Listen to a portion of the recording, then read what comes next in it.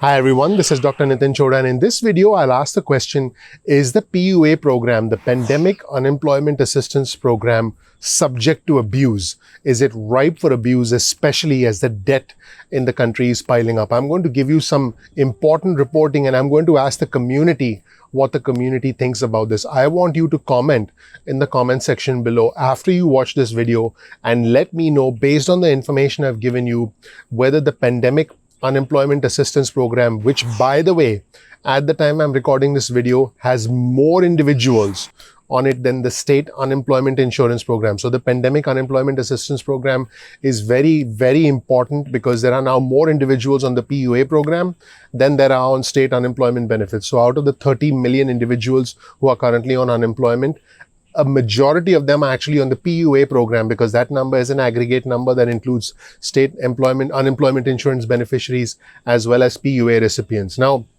the PUA is a very important program that was actually set up by the CARES Act. But in this video, I'm going to give you again some important information and ask the question, is it subject to abuse? Is it subject to a lot of fraud? And when I give you this information, I think you'll really start to think about this. And again, let me know in the comment section below. So the Congressional Budget Office, which is the CBO, recently reported that our annual budget deficit for the country, our annual budget deficit for the fiscal year 2020 will hit $3.3 trillion in 1 year.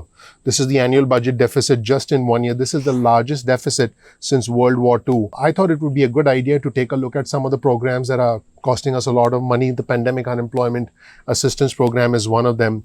And the Office of the Inspector General, the OIG, did say in May that this program was, I quote, highly vulnerable to improper payments and fraud. I quote, highly vulnerable to improper payments and fraud. And the future of this program is actually a major point of contention between the two parties, because this program, the PUA program, is scheduled to end at the end of December. So once again, because this PUA program is scheduled to end at the end of December, we're talking 50% of those on unemployment insurance benefits will essentially lose their benefits at the end of the year. Now, the Democrats wanted an extension, and right now, unless there's an act of Congress and unless there's further legislation that's signed by the president, the PUA program is actually going to go away at the end of the year. So I want my viewers and subscribers to know that. Now, the PUA program was a bipartisan effort that was set up as part of the CARES Act back in March, and it was an attempt to help individuals who had lost their jobs due to reasons related to the pandemic to survive economically. So this was a program that we've never ever done before in our country. In that sense, it was, unprecedented, and it provided weekly unemployment benefits to people who would normally not be eligible for traditional state unemployment, individuals such as self-employed individuals, independent contractors, people with limited work histories, because that was a big one. To get state unemployment benefits, you need work histories, but people with limited work histories were able to get the PUA program, and individuals seeking part-time work or those who have exhausted other sources of unemployment benefits. This is a very, very important program. Without this program, today, 15 million individuals in the country would not be receiving any form of unemployment, because out of the 30 million individuals who are receiving benefits, half of them are on PUA. In fact, more than half. I'll give you exact statistics, the most recent statistics in just a moment. But again, let me make sure that my viewers and subscribers understand the PUA program is going to the self-employed individuals, independent contractors, people with limited work histories, or individuals seeking part-time work, or those who have exhausted other sources of unemployment benefits. This program did not exist prior to March of this year, and it was a direct result of the CARES Act to prop up the economy, to provide that economic support. Now, like I mentioned, the PUA program is growing. More individuals are on PUA, and in May, there were 22.7 million individuals receiving traditional unemployment benefits. This is back in May. That seems like a lifetime ago, right? Back in May, 22.7 million individuals were receiving traditional unemployment insurance benefits, and 7.8 million individuals were receiving PUA. Well, guess what? By the second week of August, this is the most recent data that we have at the time I'm recording this video, because remember, this data is trailing data. Even though we're now in September, we have data for the second week of August.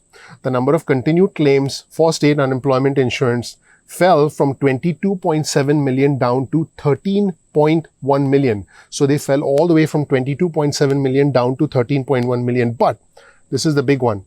Claims for PUA benefits pandemic unemployment assistance increased from 7.8 million all the way to 14.6 million. At the time I'm recording this video, 14.6 million individuals, wow, that's a lot, are on PUA benefits, and 13.1 million individuals are on state unemployment insurance benefits, which means more than half of the individuals who are on unemployment are on the PUA program, which is scheduled to end at the end of this year, because that is one of the stipulations within the PUA program. So now keep in mind, PUA programs can fluctuate, but the PUA program has surpassed traditional state unemployment insurance. The traditional state unemployment benefits program was a program set up back in the 1930s. In the year 2020, 90 years later, within a matter of months, we have a program that is bigger in size than a program that had been around for 90 years. I want you to just think about that for just a second. So that's how significant the PUA program is. In fact, recipients of the PUA program are eligible for 39 weeks of PUA benefits, which is equivalent to the state's UI benefits, because states have an average of 26 weeks plus 13 weeks extended benefits in most states. Now, the minimum benefit of the PUA program is equal to half the state's average weekly unemployment benefits. In April, the Congressional Budget Office estimated that the average weekly PUA benefit was $238. Now, keep in mind, these PUA recipients were getting the $600 federal unemployment booster that ended in July, and these individuals are also eligible for the $300 a week or the $400 a week lost wages assistance program that was set up by the President's executive order, which at the time I'm recording this video, the money is running out. So basically, the PUA program has grown quite significantly, and it is a very important program for almost 15 million individuals. Now, here's the problem. Because the PUA program is so vast, the potential for fraud has also increased. Now, here's the thing that I want my viewers and subscribers to understand. To establish eligibility for the PUA program under the CARES Act statute, this only required individuals would self-certify that they lost employment income due to reasons related to the pandemic as set forth in the statute.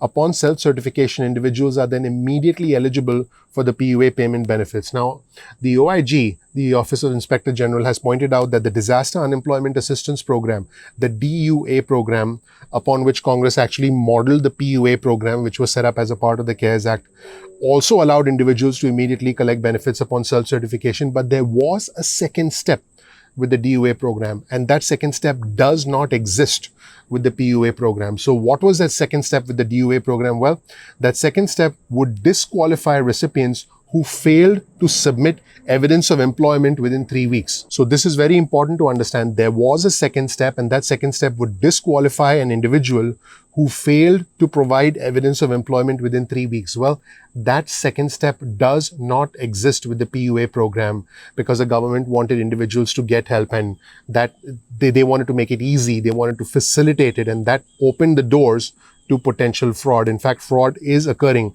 in the program. The OIG specifically warned that, I quote, "A state's reliance on self-certifications alone to ensure eligibility for PUA will lead to increased improper payments and fraud." By the way, if an individual gets PUA funds and commits fraud, not only could the funds be recaptured, but there could be legal action taken against that individual. So I have done another video where I've talked about states recapturing benefits that were paid out to residents. And so this is something that I want my viewers and subscribers to keep in mind. There is a second weakness in the PUA program when it's compared with the DUA program. Remember, the DUA program was modeled to create the easier, the simpler, the looser PUA program, if you want to put it that way. So unlike the DUA program, the PUA does not require that a beneficiary's lost income be related to their principal source of income. Again, it does not require that their lost income be related to their principal source of income. So what does this actually mean? So let's say an individual with a full-time job who is teleworking but drives an Uber on the weekends for extra cash. So let's say an individual is, working full-time, drives an Uber on the weekends for extra cash. Now, this person can claim the loss of his part-time job, which is Uber, and collect PUA benefits, the minimum benefit, whatever they're paid by the state, plus the $300 or the $400 a week, if that person is eligible, because there are eligibility criteria for the $300 a week. Then that person could continue technically to do his full-time teleworking job, but just because that person, that he or she was not able to drive an Uber, that person could technically, theoretically apply for the PUA program, and as currently drafted, according to a report, and we'll provide you to that report in the description section below, as currently drafted, the PUA program, with the PUA program, the money is just there for the taking. Now, the Republicans are trying to propose bills in the Senate to address these issues. Now, on a final note, I do want to say that in the month of May, the OIG did warn that keeping the PUA program in its current form would likely result in, I quote, the loss of millions of taxpayer dollars. But in April, what happened is the CBO had estimated that only 5 million would claim PUA benefits at a cost of $35 billion. Unfortunately, now, as far as the CBO is concerned, the Congressional Budget Office, the number of individuals receiving PUA stands at 14.6 million individuals, which basically means that the initial estimates of the Congressional Budget Office didn't take into account the massive number of people on the PUA program. So through September 5th, PUA has already paid out over $47 billion in benefits, not counting the additional $300 a week or even the previous $600 a week, not counting those federal boosters, totaling an estimated $90 billion through the month of July. Now, there have been some conservative estimates that the amount of fraud in the PUA program is right around $13 billion. So, amending the PUA, let me know if you think, my viewers and subscribers, that amending the PUA to make sure that there are some additional documentation requirements for income, not just a self-certification, amending the PUA so that the PUA program is based on the loss of your primary income. Let me know if you think amending the PUA program is a good thing or not. Let me know in the comment section below what you think.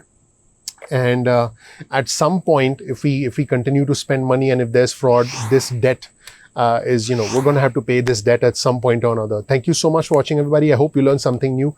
Please share this video with friends and family about the potential for fraud in the PUA program. And also, please comment below and let me know what you think of this video. And if you think the two requirements that I mentioned are necessary to tighten and to make the program less fraudulent going forward. Thank you so much for watching, everybody. I really appreciate it. My name is Dr. Nitin Choda with Ignition Time. If you learned something new, please consider clicking like. Please subscribe, please enable notifications, because it really helps out our channel. It helps out my team. It helps out the YouTube algorithm. If you don't know anything about me, check out my introductory video on our channel. I have the fortune, the honor, the privilege of living the American dream. I'll never get tired of saying that. And I am a beneficiary of American exceptionalism. I'm a beneficiary of American greatness. And I do hope that you consider following our channel, subscribing and enabling notifications. Now, sometimes YouTube does not send out notifications. So make sure you bookmark youtube.com/ignition time. Once again, that's youtube.com/ignition time. This way you can visit our channel and you can get updates at any time that you want. You won't miss a single video. Speaking of notifications, get your cell phone out, send a text message with the word ignition or with the word time to 70,000. That's 70000. This way you can get added to SMS list and you'll get alerts and you can opt out at any time. Speaking of alerts, if you go to ignitiontime.com/alerts, that's ignitiontime.com/alerts. You can get on our email list and you can also opt out of our emails at any time that you want. We release videos at 2 p.m. East Coast time most days of the week, so make sure you subscribe to our channel. Also follow us on Instagram. Our Instagram handle is ignition_time. That's ignition_time. We release exclusive content on Instagram specifically for our Instagram followers. One more time, please consider clicking like. Please subscribe, please enable notifications. Thank you so much. I'm really looking forward to seeing you in the next episode of Ignition Time. I'll talk to you soon. Bye.